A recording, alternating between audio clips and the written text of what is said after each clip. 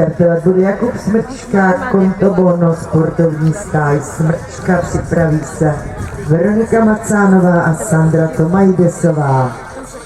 Nikola Bělíková byla penalizována 4 trestnými body, její čas 71,24 vteřiny.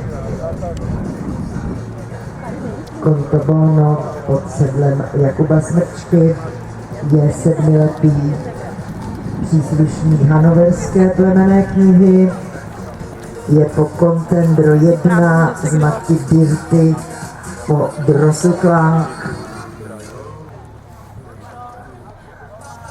Ale dobrý, pokecáme teďka jeden velice důležitý človíček, jo? Tak jo, čau, čau.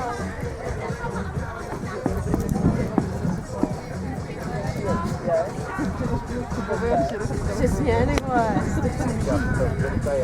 Se mi tíkla. Kučíš mu ho, vej?